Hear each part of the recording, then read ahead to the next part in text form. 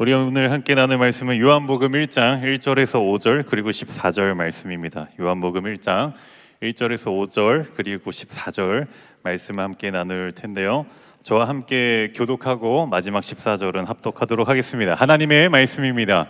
태초에 말씀이 계시니라. 이 말씀이 하나님과 함께 계셨으니 이 말씀은 곧 하나님이시니라. 태초에 하나님과 함께 계셨고 만물이 그로 말미암아 지은 바 되었으니 지은 것이 하나도 그가 없이는 된 것이 없느니라. 빛이 어둠에 비치되 어둠이 깨닫지 못하더라. 14절을 같이 함께 읽겠습니다. 시작. 말씀이 육신이 되어 우리 가운데 거하심에 우리가 그의 영광을 보니 아버지의 독생자의 영광이요 은혜와 진리가 충만하더라. 아멘. 오늘 이 본문을 가지고 여러분들과 함께 하나님 말씀을 나누기를 원합니다. 여러분들 혹시 진리의 파편화라는 단어를 들어보신 적이 있으실까요? 저는 이제 신대원에서 신학을 공부할 때 그때 처음 이 단어를 들어봤습니다. 진리의 파편화. 이게 무슨 의미인가 하냐면은 이제 진리라는 것이 하나의 절대적이거나 보편적으로 존재하는 것이 아니고 다양한 관점과 맥락으로 다르게 또 다르게 얼마든지 해석될 수 있다라는 것을 의미합니다. 특히 이 포스트 모더니즘이라고 불리는 이 시대를 살아감에 있어서 이 시대는 보편적인 진리를 강력히 부정하고 진리가 다원적이고 상대적이라는 견해를 지지합니다. 여기 모여있는 우리는, 교회는 하나님의 말씀만이 진리라고 말하지만 세상은 그것이 편협하고 불편한 이해관계를 야기시키며 교회가 아주 독단적이라고 말합니다. 이것이 우리가 살고 있는 이 시대의 자화상입니다. 이 자리에 성도로 나와 있는 여러분들은 무엇을 진리로 여깁니까? 정말 하나님의 말씀, 예수 그리스도를 선포하는 이 말씀만이 유일한 진리라고 믿으십니까? 아니면은 예수님은 예수님대로, 또 세상에서는 세상의 방식과 세상의 이치대로, 세상이 말하고 세상이 흘러가는 결대로의 어떤 진리가 있다고 혹시 생각하고 계십니까? 그래도 혹시나 여러분들이 믿음을 발휘하셔가지고 예수 그리스도만이 유일한 구원자가 되시고 그분만이 우리를 살리신 생명으로 인도하신 분이시라는 것을 믿음으로 선포했는데, 누군가 만약에 그런 여러분 앞에 너는 너무나도 독단적이고 고집스럽고 평화적이지 않고 너는 너무 너 혼자만을 고집하는 거야 라고 말한다면은 여러분들은 뭐라고 어떻게 대답하실 수 있겠습니까? 오늘부터 우리가 GBS에서 요한복음 새로운 교재를 시작하게 됩니다. 바라옵기는 우리가 이 요한복음 교재를 통해서, 이 요한복음이라는 책을 통해서 우리가 믿는, 우리 교회가 믿는 진리가 무엇인지를, 우리가 믿는 그 진리 되시는 예수님이 어떤 분이신지를 우리가 좀 더 명확히 우리 심령 가운데 새겨지는 시간이 될 수 있기를 바랍니다. 이 요한복음 책의 저자는 사도 요한입니다. 예수님에 관한 기록을 남긴 책입니다. 우리가 흔히 사복음서라고 얘기를 하는데요, 마태, 마가, 누가, 요한, 이렇게 4개의 복음서를 우리가 많이들 읽어보셨으리라고 생각을 합니다. 왜냐하면 우리가 통독을 할 때 되게 이 사복음서까지는 원활하게 잘 흘러가기 때문에 다들 복음서는 익숙하실 것 같은데, 근데 이 마태, 마가, 누가 복음까지는 우리가 흔히 공관복음이라고 얘기를 합니다. 근데 이 공관복음과 이제 요한복음의 특별한 차이점이 무엇이냐라고 얘기했을 때 그 차이점이 뭐냐면은 예수님을 드러내는 구조적 방식에 있어서 다른 점이 있습니다. 이 마태, 마가, 누가 복음서를 보시면은 여러분들 아마 길게 막 이름이 막 나열된 1장부터 막 누구의 자손이고 아들이고 막 이런 긴 어떤 계보와 족보에 대한 내용들이 여러분들 보신 적이 있으실 것입니다. 이제 이런 세대와 사람과 아들을 지나서 예수님이 탄생하셨다. 그러니까 정말 역사적으로 예수님은 인간으로 실존하셨다라는 것을 뭔가 분명하게 먼저 얘기한 다음에, 근데 이 예수님이 보통 인간이 아니야, 보통 사람이 아니야. 이분이 이런 기적을 행하셨고 이런 놀라운 일들을 행하셨고 이런 이적과 표적을 행하셨어. 그래서 이분이 정말로 보통 사람이 아니라 이분이야말로 정말로 우리가 이때까지 기다려온 메시아인 거야. 이분이 정말로 하나님의 아들이야. 이분이 정말로 하나님께서 보내신 그 독생자야 라고 기납법적으로 예수님의 하나님 되심을 설명하고 있습니다. 근데 공관복음과 다르게 요한복음이 가지고 있는 차이점은 애초에 1장 1장부터 에라이 그냥 예수님은 하나님이셔 라고 박아버리고 시작합니다. 바로 연역적으로 예수님은 하나님이셔. 근데 그분이 이 땅에 오셔서 이런 일들을 행하셨어 라고 구조적으로 다른 방식들을 발견할 수 있습니다. 이제 요한복음 1장 1절을 우리가 보았던 말씀을 한번 띄워주시면은 한번 같이 살펴보기를 원하는데요. 한번 여러분들 잘 따라와 보세요. 우리 읽었던 말씀 판을 그대로 고맙습니다. 1장 1절부터 보면은 태초에 말씀이 계시니라. 그러니까 태초에 말씀이 계셨대요. 근데 이 말씀이 하나님과 함께 계셨대요. 근데 이 말씀이 또 곧 하나님이시래요. 그리고 2절로 가보면요. 근데 그 말씀이신 그 분이 태초에 하나님과 함께 계셨대요. 그리고 3절에 가면요.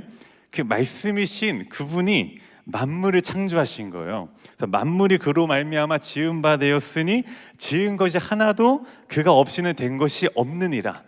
그러니까 이 말씀이신 그분이 온 세상 만물을 창조하시고 어느 것 하나도 그분을 통해 지어지지 않은 것이 없다라고 얘기하면서 또 4절에 넘어가면요.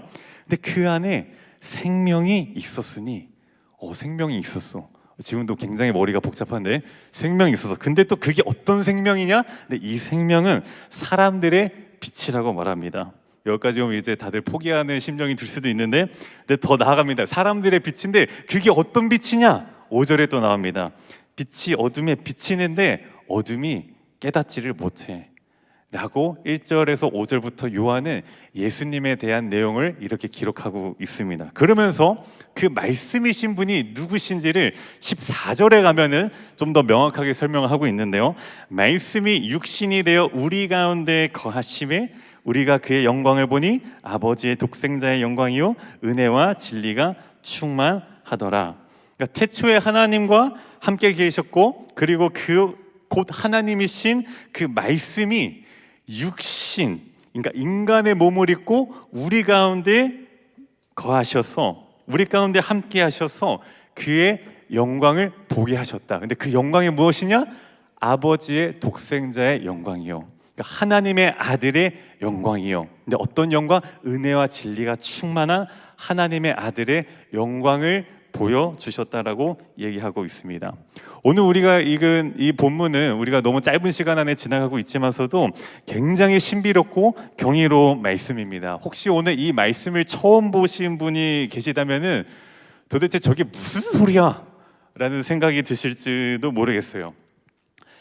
여기서 말하는 이 태초는 하나님이 태초의 천지를 창조하셨느니라. 그 이 세상을 창조하실 때 태초보다도 훨씬 영원 전의 그 시간부터 우리의 상상과 이성으로는 도저히 생각할 수 없는 그 훨씬 세상이 만들어지기 이전의 시점부터 이 말씀이 하나님과 계셨고 그리고 곧 하나님이시라고 얘기하시면서 창조주이시고 그리고 생명이시고 그리고 그분이 예수님이셔 라고 사도 요한은 이 요한복음 1장에서부터 기록을 하고 있습니다.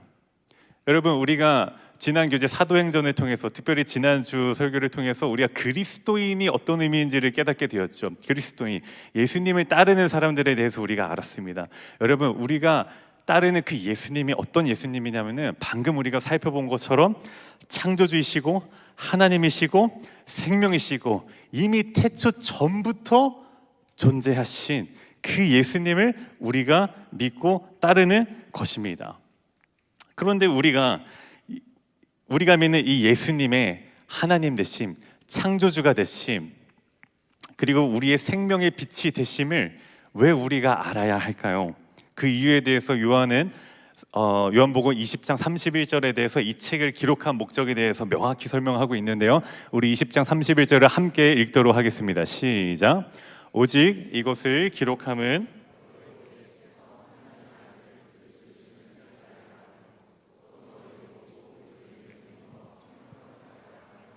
아멘. 오늘 우리에게 이 요한복음이라는 책이 있는 이유는 우리로 하여금 예수님께서 하나님의 아들 그리스도이심을 믿게 하려고라고 말합니다. 그러면서 거기서 끝나지 않고 우리가 예수님을 그리스도 하나님의 아들이라는 것을 믿고 그 예수님의 이름에 힘입어서 생명을 얻게 하기 위해서라고 합니다. 영원한 생명을 얻게 하기 위해서. 좀 더 정리하자면 예수님을 믿고 예수님을 믿음으로 영원한 생명을 얻게 하기 위해서 이 예수님에 대해서 기록하고 있다고 말하고 있습니다. 우리는 하나님의 말씀을 통해 예수님이 하나님의 아들이시고 그분이 그리스도이심을 믿어야 합니다. 또 이런 예수님을 믿음으로써 우리가 영원한 생명, 즉 구원을 얻을 수 있는 것입니다. 제가 목회자로 이 자리에 서 있지만, 부름받아 이 자리에 서 있지만서도 저는 결코 여러분들을 구원할 수 없습니다. 오늘 우리가 성령 강림 주일 예배여서 대예배도 굉장히 뜨겁고 뭔가 부흥의 열기가 느껴지는 그런 예배들을 지나왔었는데, 아무리 정말로 지금 이 시간 이 순간에 실제적으로 성령의 불이 제 머리 위에 떨어져가지고 정말 말하면 막 기적이 일어나고 막 말하면 막 치유가 일어나고 이런 일들이 혹시나 일어난다고 하더라도 저는 결코 여러분들을 구원할 수 없습니다. 왜냐하면은 오직 하나님이신 그 예수님만이 우리를 구원하시고 구원자가 되실 수 있기 때문입니다. 왜냐하면 예수님이 이 땅에 그리스도로 오셨다라는 말은 기름 부음을 받으셨다, 구원자가 되신다라는 뜻입니다. 우리 안에 가지고 있는 우리의 아픔과 우리의 고통과 우리의 슬픔과 우리의 연약함과 우리의 부족함까지도 모든 상황에서 예수님이, 오직 예수님만이, 그 기름 부으심을 받으신 그리스도가 되시는 예수님만이 우리를 구원해 내실 수 있다는 것입니다. 근데 혹시나 나는 예수님을 믿지만 여전히 아픈걸, 너무 힘든걸, 나는 내 인생이 실패한 것 같은걸, 나는 내 신앙도 실패한 것 같은걸, 어떤 때는 내가 믿는 믿음이 진짜로 이게 맞는 믿음인가? 내가 정말로 믿고 있는 게 맞는가? 라는 의심이 들 때도 있는 분들이 계실지도 모르겠습니다. 여러분, 오늘 우리가 읽었던 5절 말씀을 보면은 이렇게 나와 있는데요. 제가 읽어드릴게요. 5절 말씀을 보면은 빛이 어둠에 비치되 어둠이 깨닫지 못하더라 라고 말합니다. 이 생명은 사람들의 빛이라, 생명이 있는데 사람들의 빛이는 생명의 빛이 어둠에 비치는데 어둠이 깨닫지 못한다고 합니다. 요거를 조금 쉽게 정리를 해보려고 고민을 해보았는데, 여러분들이 어느 방이라는 공간 안에 있을 때 그 공간의 밝기를 결정하는 것이 빛입니까? 어둠입니까? 좀 더 쉽게 물어볼게요. 이 공간의 밝기를 결정할 때 여러분들은 빛으로 뭐라고 얘기해야 될까? 갑자기 헷갈리네 나도. 뭔가 이 공간의 밝기를 우리가 정할 때에 빛이 그것을 결정합니까? 아니면 어둠이 결정합니까? 쉽게 말하면 여러분들이 방에 가실 때 처음에 어떻죠? 깜깜하죠? 어둡죠? 근데 그것을 그 공간에 밝게 하기 위해서 우리가 어떻게 하죠? 불을 켜죠. 불을 통해서 빛을 비추죠. 이 공간의 밝기를 결정하는 것은 어둠이 아니라 빛입니다. 그러니까 밝고 어둡고의 결과를 이끌어내는 능동적인 요소는 어둠이 아니라 빛입니다. 빛이 있으면 밝고, 빛이 없으면, 빛이 부재하면 어두워지는 겁니다.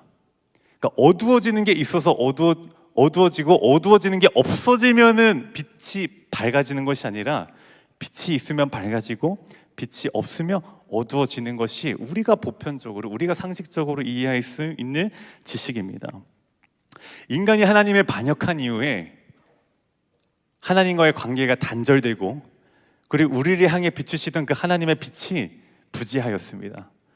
그래서 우리는 어둠과 절망과 슬픔과, 그리고 더 나아가서는 죽음에 이르러야 하는 존재로 전락하였습니다.